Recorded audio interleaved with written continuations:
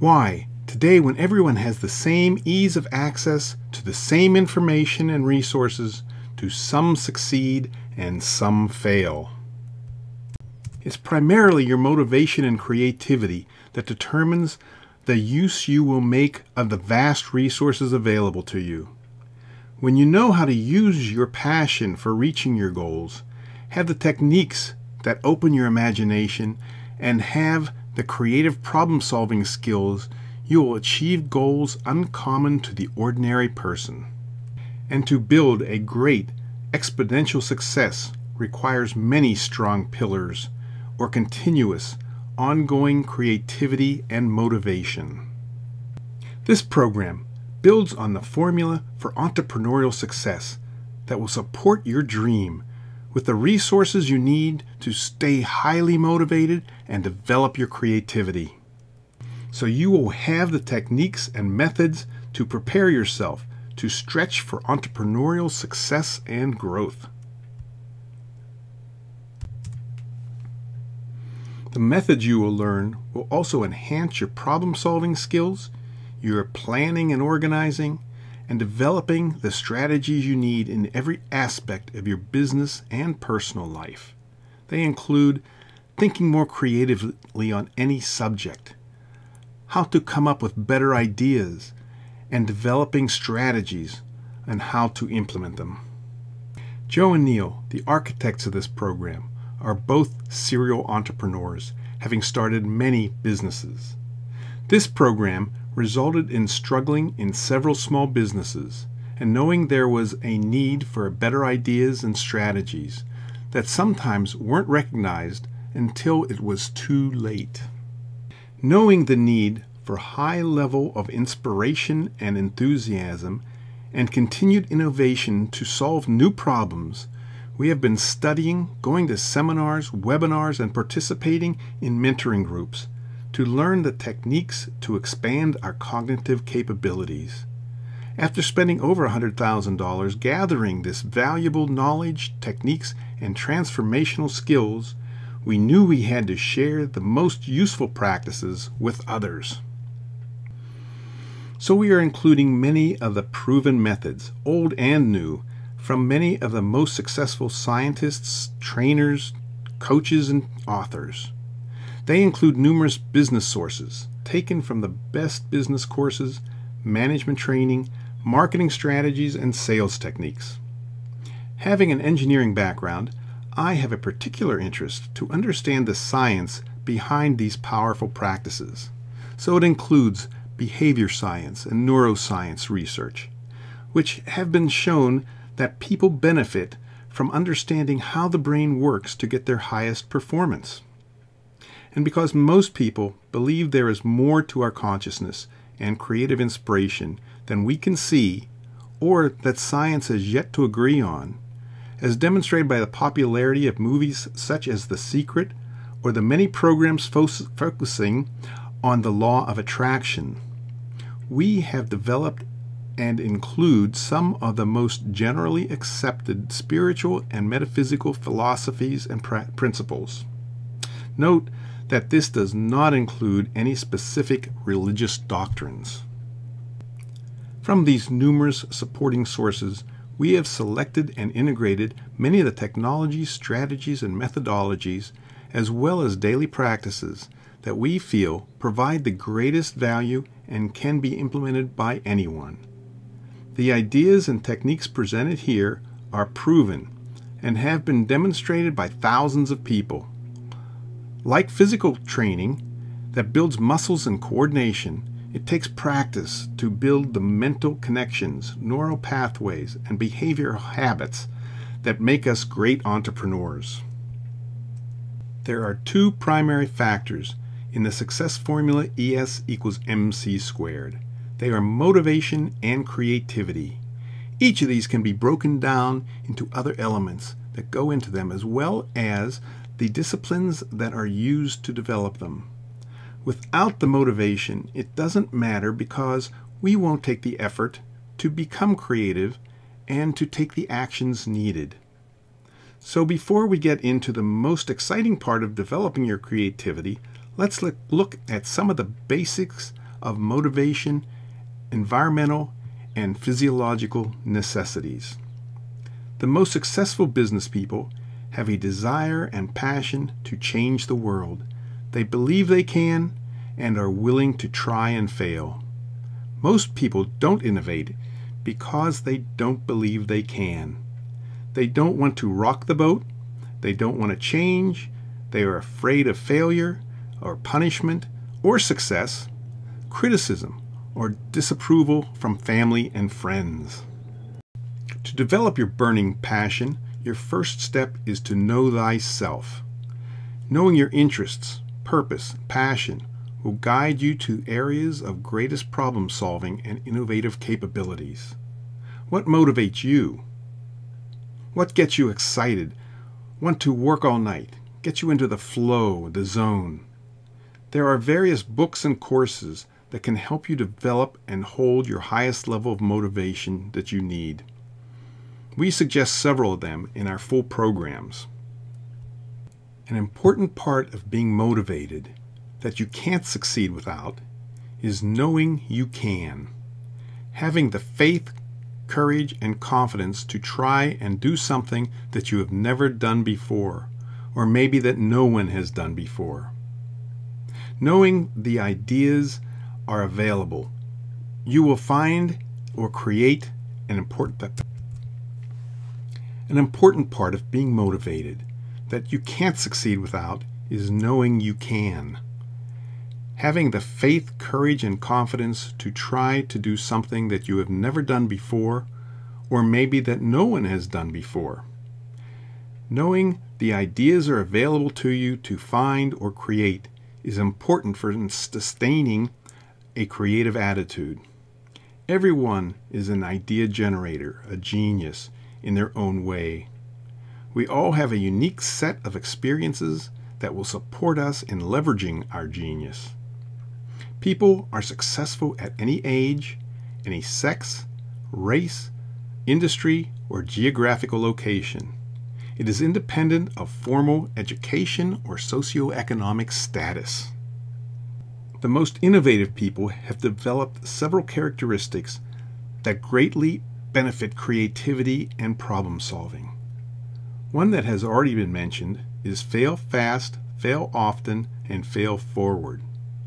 Accepting failure is mentioned in most books about entrepreneurs and business strategies for any industry, as well as innovation and creativity programs, including one book titled Fail Fast, Fail Often.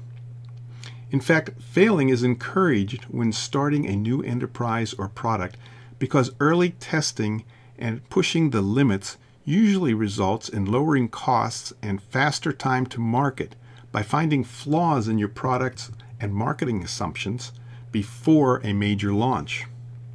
Of course, everything we are talking about here is about our thinking and using our brains in the right way. We have all experienced the major impact of physical health and energy on how we respond when we need to be creative, be single-mindedly focused, or highly motivated to do something that is difficult but needs to be done to achieve our goals.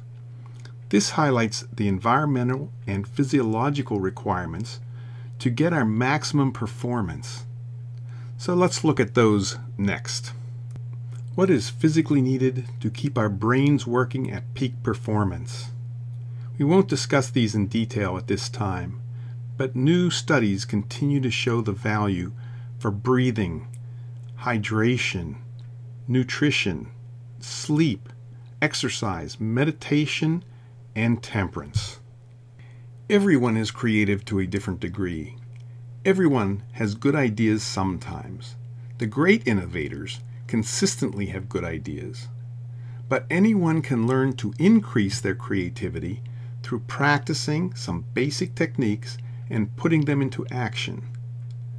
We already mentioned the creative's desire, passion, and confidence, and their willingness to take calculated risks necessary for a high degree of success.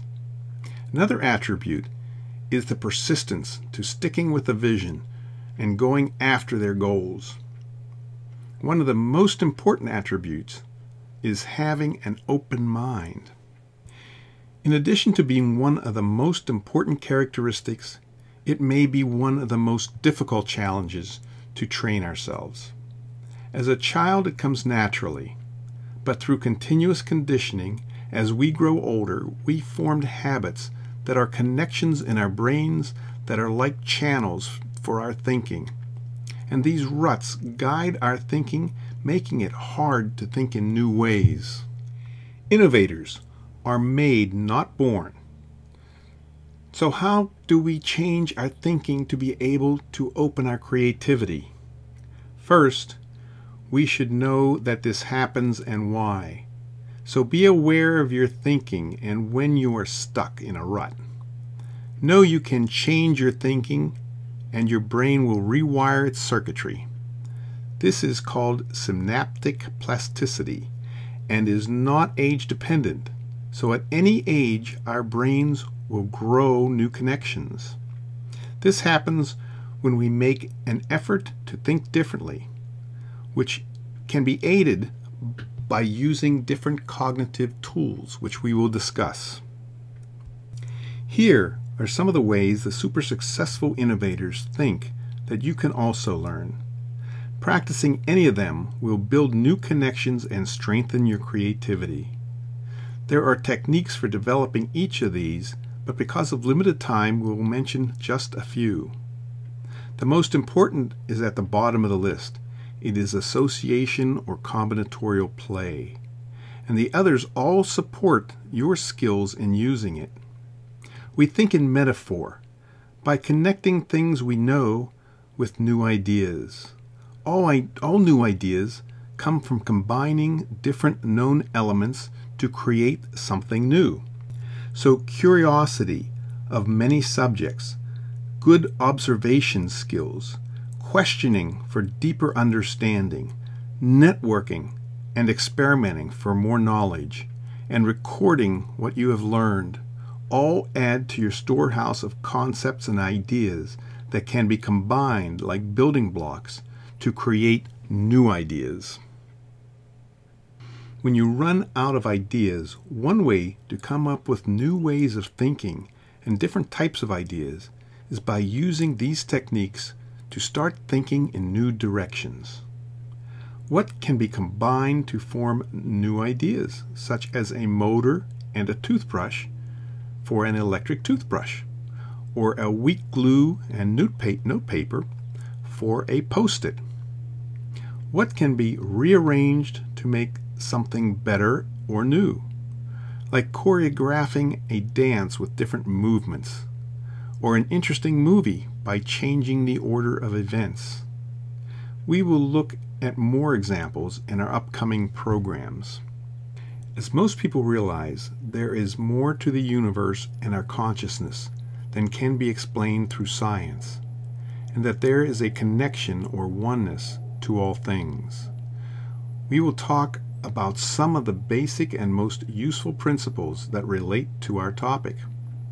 We are not talking about any religion, but will outline some spiritual and metaphysical philosophies that are the historical basis of most religions, but not the human political dogma that became part of many religious teachings.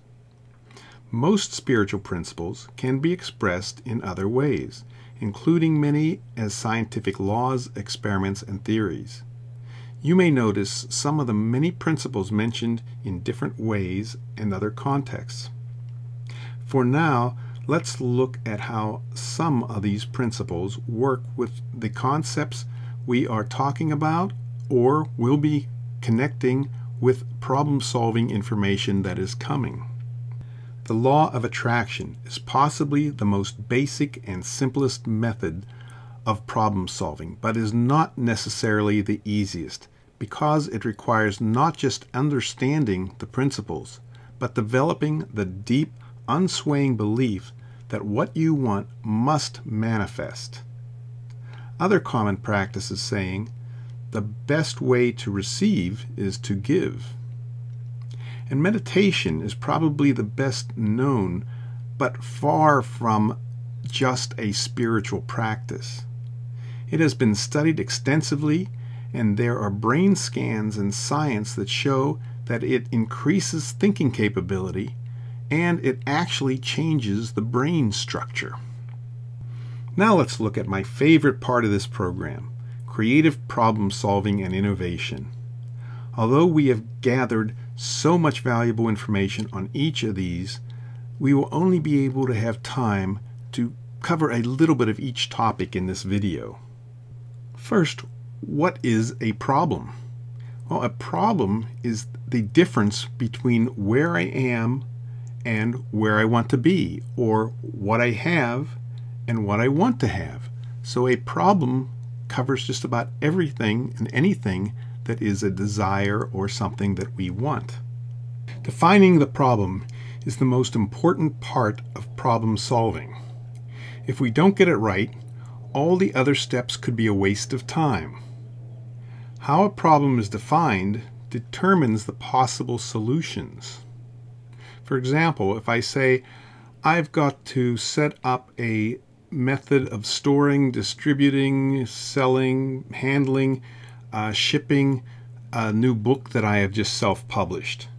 That is one way of doing it. If I ask the question in a different way, that a system needs to be found to make those steps, the distribution, the storage, the shipping, and the sale of the books, then I'm open to using Amazon to do all of those steps for me. There is a hierarchy to most problems, and we've got to be careful that we're working at the right level of where the problem needs to be addressed. If we're looking at too low a level, we may not be solving the real problem. Where if we're going at too high a level, we may miss where we really can have a major impact on the problem. So one of the toughest things in defining a problem is making sure that we are not defining the problem too broad or too narrow. Thinking of a problem in isolation is a problem with problem solving. All problems are part of a group or hierarchy of problems, and solving them in the wrong way or the wrong level may not help solve the real problem. So here are some of the kinds of questions that might help us determine if we're working at the right level. So think about all the ramifications of solving a problem, and that will have on the business or the people that are involved. The problem may be able to be split into multiple or sub-problems, making them easier to solve separately. The second step in problem solving is gathering all the information we can associated with the problem. The more we know about all aspects around the issue or the problem, the better chance we have of creating a good solution. What do I know? What do I need to know? What's important? What's unimportant? What about the history, the future, the past? What are other topics or issues that are involved? Who's the competition? What comes before or after this kind of a problem? What are the products and demographics that are involved? What is the deeper purpose, the meaning behind, or the reasons for or against, or other philosophies? Watch for patterns or changes in patterns. Be observant. Sometimes finding a root cause of a problem can be the solution in itself. The third step is searching for ideas. First, you need to know there is a solution. There is always many ideas and solutions to any problem, and there are always more and better ideas to be found. Knowing that a big idea will come activates parts of the brain that, if you're only expecting an incremental idea, doesn't actually light up that part of the brain, and it has been proven to bring out bigger ideas. There are many traditional ways and some new methods of getting ideas. One of the sources of new ideas for individuals as well as large corporations is crowdsourcing. There are now many sites on the internet that offered various types of idea generation for big business, for science, and for just general idea gathering. So there are many different ways that we can be finding new ideas today, and we will be looking at some of these in greater detail in just a moment. Basically, new ideas are simply combining known elements with something new. Borrowing ideas from close to your industry can be considered stealing or piracy, but borrowing from unrelated industries can be considered genius. Using metaphor may help you see what the problem is and compares with other problems that are possible solutions. Metaphor and analogy are the way we think. We compare new things with what we already know. It is how we understand and explain many things. We use metaphor unconsciously, but the better problem solvers are when they use them consciously. The fourth step is incubating in the subconscious. The subconscious is better at making combinations. It works differently than the conscious mind with serial thinking. The subconscious works with parallel ideas. When you are letting a problem incubate, it is sometimes useful to think about other problems, because this uses the part of the brain that is creative.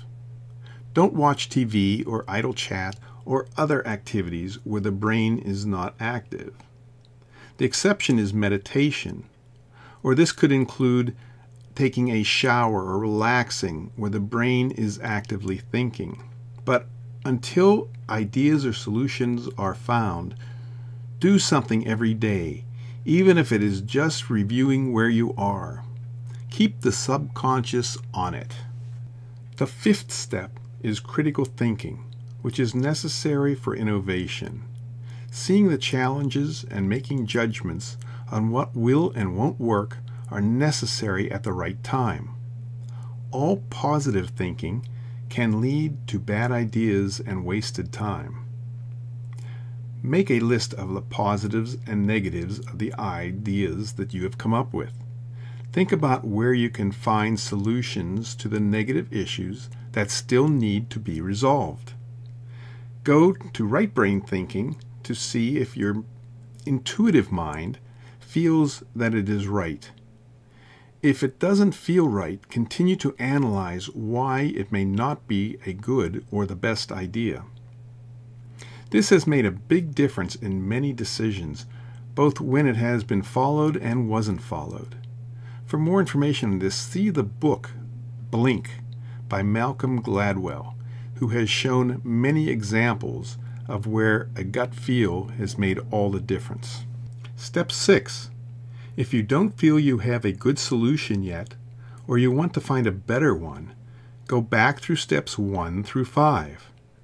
There are always more and better solutions, but beware of being a perfectionist and getting stuck in a loop or not moving ahead with your ideas or project.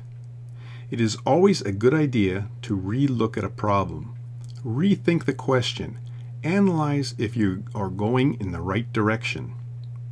Getting lost in the details can cause you to go off track and miss the big picture. The creative process is not linear, it is not circular, it is combinational. The process is different for different problems, different circumstances, environments, and different people or teams. And finally, step 7. Go. Maybe before you think you're ready. If the idea seems to be a possible solution, test it. You may fail and fail again, but then comes success. Take any types of action, do something. Action starts the momentum. Bad action may be better than no action at all. Failure leads to success. Commit yourself. Tell people that will support you. Spend some money on it. Make a schedule that is useful, that has milestones. Get partners, a mastermind group, crowdfunding, or crowdsourcing. But get started. This is the end of this video, but there are many more lessons from the best authors, teachers, coaches, and mentors. We look forward to giving you greater detail and practices to drive lessons deeper into your memory, making them more accessible to you when you need them. We hope you will join us in our full program that will support you in developing the motivation and creativity you need to become a very successful entrepreneur. Thank you for joining us.